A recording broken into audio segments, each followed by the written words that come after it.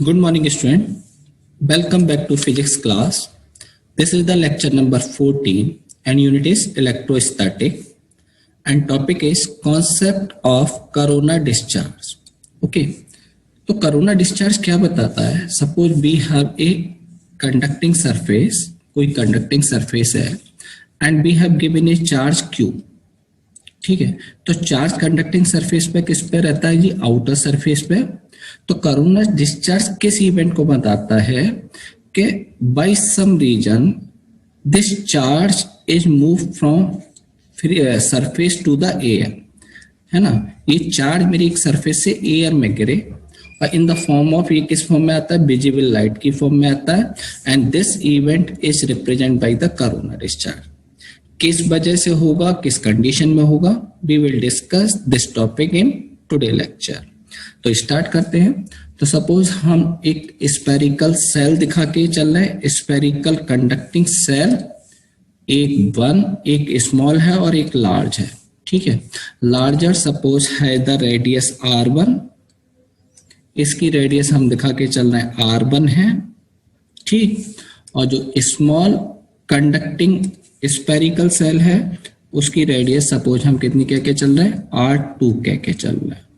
Okay, and these both are connect through a conducting wire. मैंने इन दोनों cell को एक कंडक्टिंग वायर के थ्रू कनेक्ट कर दिया।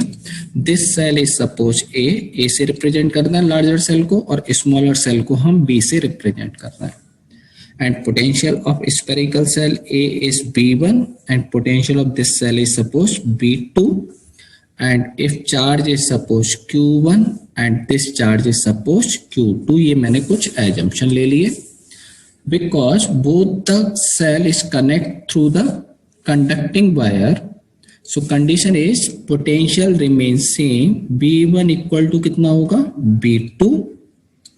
B1 की वैल्यू कैसे कैलकुलेट करें? Because this charge Q1 can be treated as the Q1 point charge and at the point R1 the potential is given by S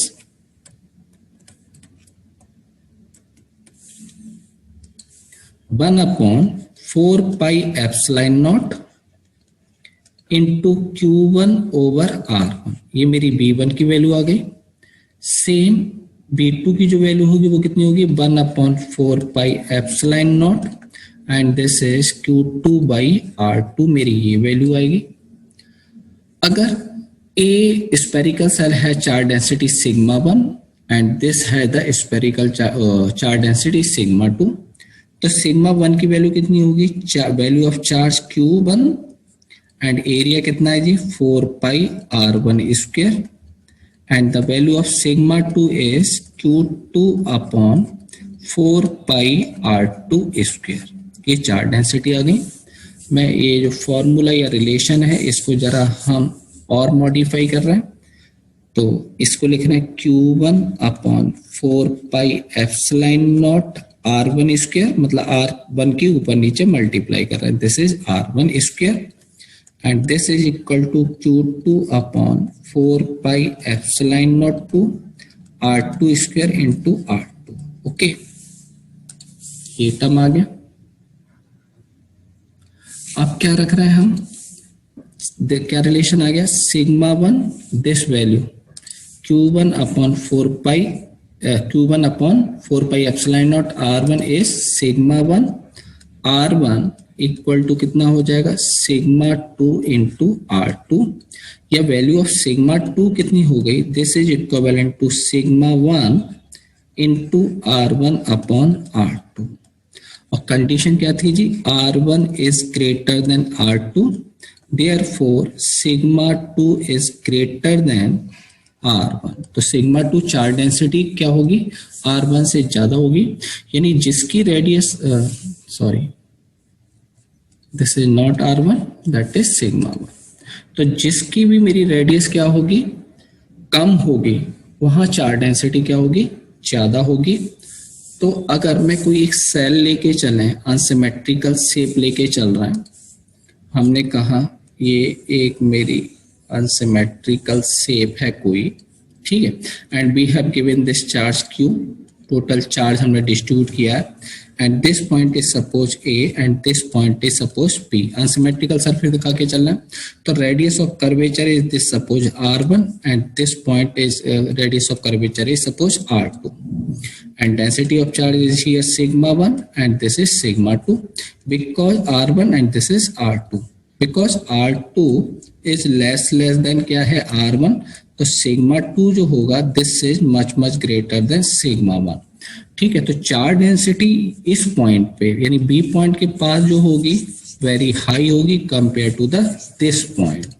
ठीक है, तो जितना ज्यादा अगर मैं क्या कहूँ रेडियस r टेंड्स टू 0 करते हैं, अगर मेरी रेडियस r टेंड्स टू 0 होती चलेगी रेडियस की वैल्यू, तो सिग्मा यानी चार्ज डेंसिटी वो किधर मूव होती चलेगी, वेरी हाई इन्फिनिटी की तरफ मूव करेगी।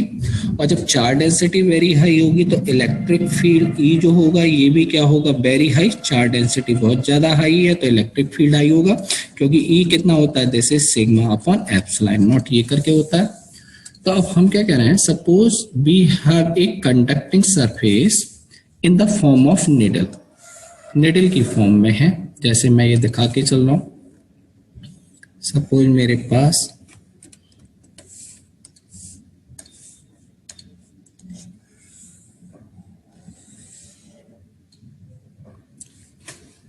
ठीक है, ये निडल मतलब ये दिखा दिया, यहां लगभग रेडियस क्या है r, इस पॉइंट पे अप्रोक्सीमेटली 0 है, and we have given a charge q, और इस सरफेस को हमने कोई भी चार्ज q दिया है।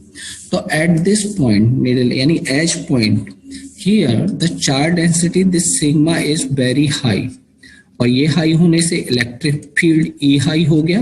तो एट दिस पॉइंट चार्ज में move from this conducting surface to the air. ठीक है, एयर में मूव कर सकता है, and this is known as dielectric breakdown. तो यहां हम एक डेफिनेशन दे रहे हैं, देखोगे क्या, if a conductor has a pointed shape like a needle and charge is given to it, इसे चार्ज दिया गया, the charge density at the pointed side is very high, जो हमने दिखाया है charge density is pointed and is very high, और electric field is very high, इसलिए मेरा इलेक्ट्रिक फील्ड बहुत ज्यादा है, विच में cause dielectric breakdown in the air, this is known as the dielectric breakdown, and charge में jump from conductor to the air, conductor से air में move कर सकता है, and often this discharge of air is accompanied by visible glow surrounding the pointed end, and this phenomena is called corona discharge, corona discharge, clear।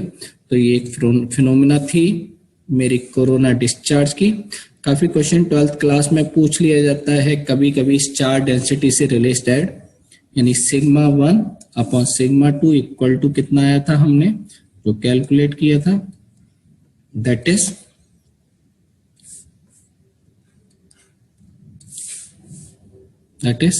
Sigma 1 upon sigma या sigma 1 into r1 equal to sigma 2 r2, paper में पूछ लिए जाते हैं ऐसे related question.